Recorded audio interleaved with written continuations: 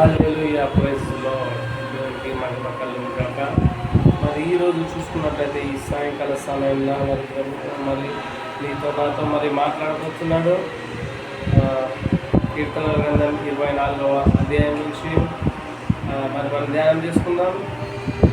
ఇంతకంటే ముందు మరి ఉదయకాలం నుంచి మొదలుకొని ఈ క్షణం వరకు దేవుడు నిన్ను నన్ను రక్షించినందుకు మనము దేవుని కృతజ్ఞతలు చెల్లిద్దాం. దేవుని మహిమ కలుగును గాక. హల్లెలూయా. Very good evening to everyone in the name of Jesus. This is Joshua Kagala from our Fellowship Church. I speak from Father మరియు చూసిన సైన్స్ చాప్టర్ 24వ నుంచి మనం ధ్యానం చేసుకుందాం. భూమియు దాని సంపూర్ణతయు లోకమును దాని నివాసులను యెహోవాది. ఆయన సముద్రముల మీద దాని పునాది వేసెను, ప్రవాహ జలముల మీద దాన్ని స్థిరపరచును. యెహోవా పర్వతమునకు ఎక్కదగిన వాడెవడు?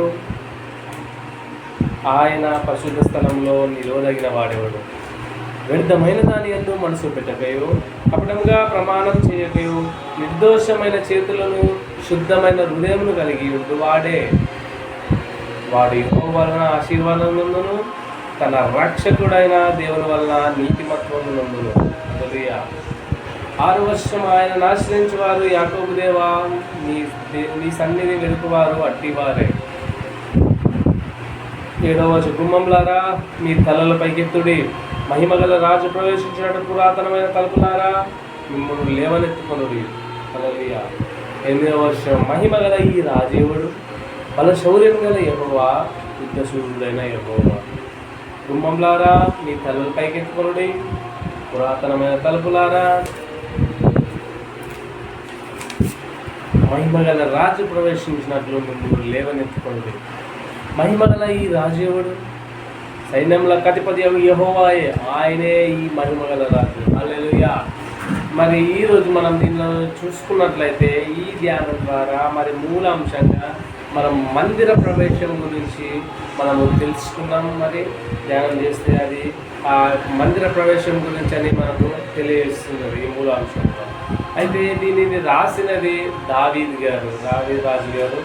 అయితే మనము దీంట్లో చూసుకున్నట్లయితే ఏ వచనాలు దేని గురించి తెలియజేస్తున్నాయి.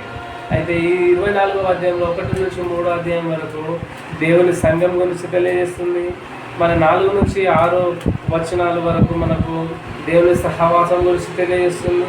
మరి 7 నుంచి 10 వచనాలు మనకు దేవుని సన్మానం గురించి తెలియజేస్తుంది. 7 నుంచి 10 వచనాలనే మళ్ళీ దేవుని స్వాగతం గురించి తెలియజేస్తుంది. అలాగే 1, 2 వచనాలు మనకు దేవుని సృష్టిని గురించి తెలియజేస్తుంది. అలాగే 3 నుంచి 6 వచనాలు మనకు దేవుని సహవాసం గురించి తెలియజేస్తుంది. అలాగే మరి 9 నుంచి 10 వచనాలు దేవుని సన్మానం గురించి తెలియజేస్తున్నాయి. హల్లెలూయా. చూడండి ఎంత గొప్ప మాటలు. మన దేవుడు నీతో నాతో ఈ మాటల ద్వారా మాట్లాడి ఉన్నాడు కాబట్టి అందులో బట్టి మనము దేవునికి సదిలో కృతజ్ఞత చెల్లించే బిడ్డలు ఉన్నాం. అవునా? హల్లెలూయా. మీరు ఒకటి హల్లెలూయా చెప్దామా? హల్లెలూయా. దేవుడు నిన్ను నన్ను ఆశీర్వదించును గాక. ఆమేన్. Praise lord.